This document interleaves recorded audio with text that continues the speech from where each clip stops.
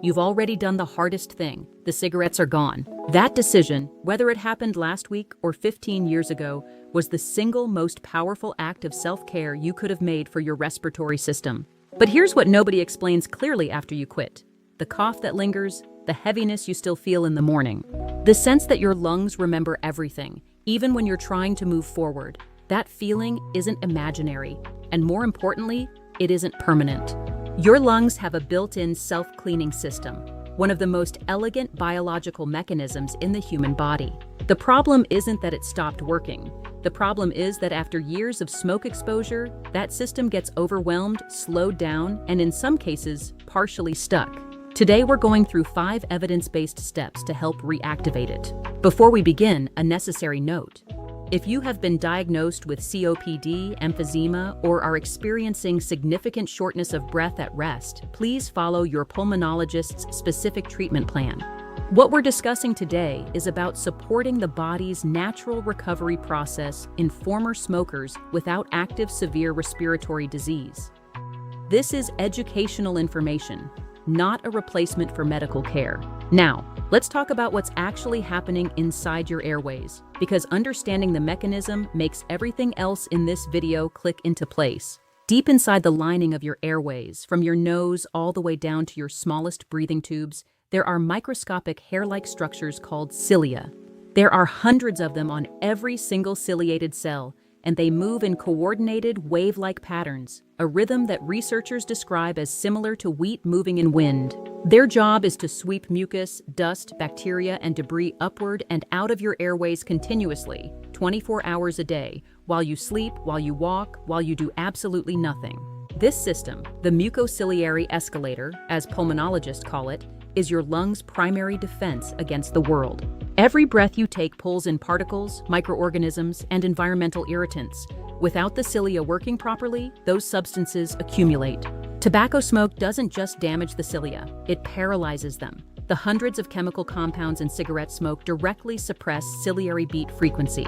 In long-term smokers, this results in significantly slowed mucociliary clearance, meaning the escalator that's supposed to be moving debris upward and out is instead barely moving at all. Mucus accumulates, airways become irritated. The chronic cough that so many smokers develop isn't a disease in itself, it's the body using the only tool it has left. Here is the hopeful part. Research published in peer-reviewed journals has documented measurable improvement in mucociliary clearance. Improvement begins as early as 15 days after smoking cessation and continues to improve significantly over the following 6 to 12 months. A study tracking former smokers over 180 days found that mucociliary clearance progressively normalized as cessation was sustained. The cilia don't just recover, they relearn their rhythm. Step 1 is the technique that respiratory therapists use in hospitals, the huff cough. Here is the problem with a conventional cough. A strong cough works with a closed glottis. The vocal cords snap shut, pressure builds, and then releases explosively. This clears the large airways, but that same forceful compression can actually cause the smaller peripheral airways to collapse momentarily, trapping mucus in the deepest parts. The huff cough solves this problem by keeping the glottis open throughout the entire expiration. It reaches the smaller peripheral tubes where conventional coughing can't. Instead of building pressure, you exhale forcefully and continuously with an open mouth and throat, as if you were trying to fog up a mirror. The technique works like this. Sit upright.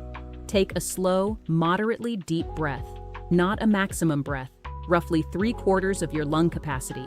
Hold it for 2 to 3 seconds. Then, with your mouth open and your throat relaxed, exhale forcefully and continuously, making a sustained huff sound. Repeat this 2 or 3 times consecutively, then follow with one gentle conventional cough to clear the larger airways. Then rest with several slow, relaxed breaths. Step 2, the anti-inflammatory plate. The oxidative stress that years of cigarette smoke leave behind in airway tissue is real and measurable. Cigarette smoke generates enormous quantities of reactive oxygen species, unstable molecules that damage cell membranes and maintain chronic low-grade inflammation. One of the most well-documented nutritional strategies involves a compound called sulforaphane, found in cruciferous vegetables like broccoli, cauliflower, and kale. Sulforaphane activates a pathway called NRF2, which functions as a master switch for the body's own antioxidant defense system. It triggers the production of protective enzymes, like glutathione transferase, that neutralize reactive oxygen species and reduce cellular inflammation. Research published in Clinical Immunology demonstrated that broccoli sprouts increased antioxidant enzyme expression in human airway cells. Broccoli is most potent raw or very lightly steamed. Chop or chew it thoroughly, as that mechanical disruption is what triggers the conversion to active sulforaphane. Green tea is the second nutritional anchor. It's rich in catechins, particularly EGCG, which has been shown to inhibit inflammatory cytokines in lung tissue.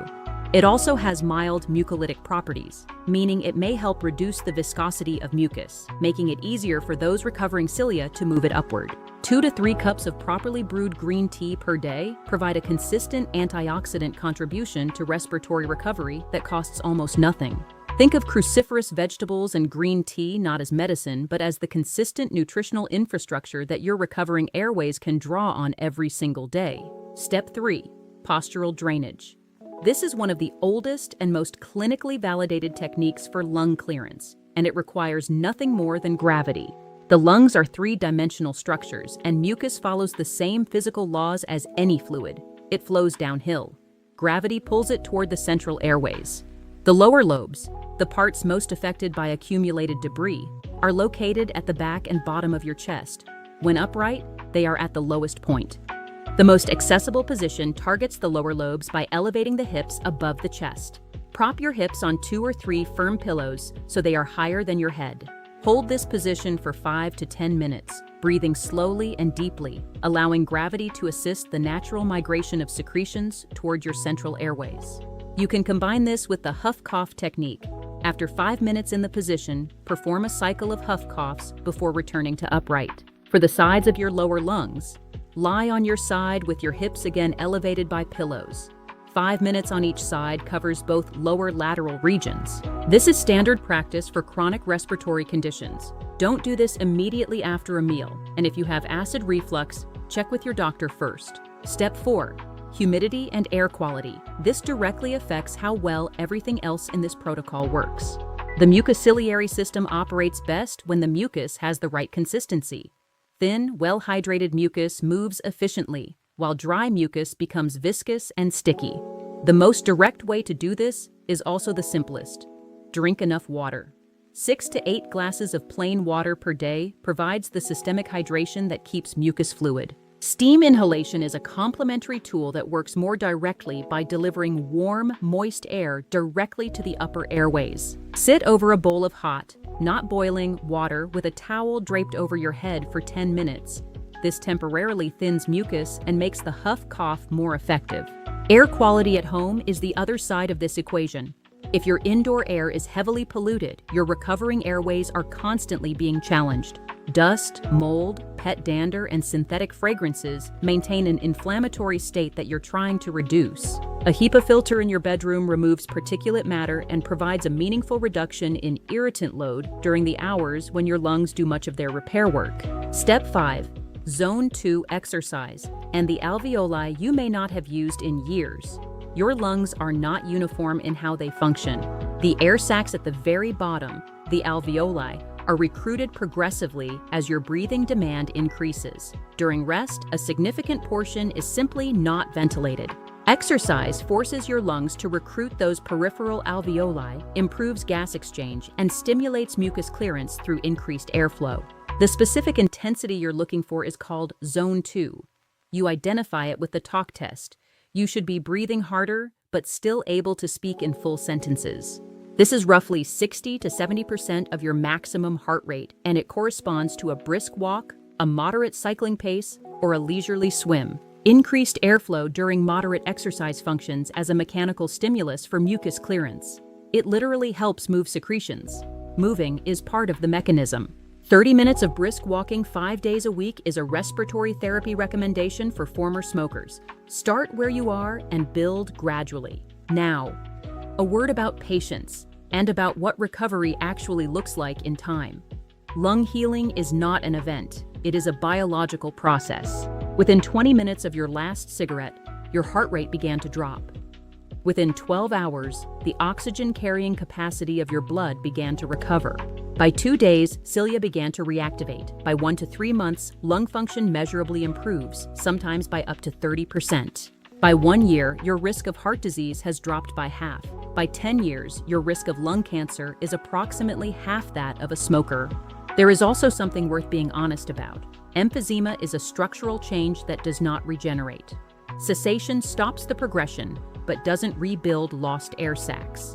But for the vast majority, the recovery potential is real and ongoing. The 5 steps we covered today aren't a detox. They are tools that work with your body's systems. The huff cough to reach deep secretions, the anti-inflammatory plate to give your airways nutritional support, postural drainage to let gravity do the work, humidity and air quality for the escalator, and zone 2 exercise for full expansion. How long has it been since you quit? Tell me in the comments. Your story might be the inspiration someone else needs today. Breathe deep, live well, and I'll see you in the next video.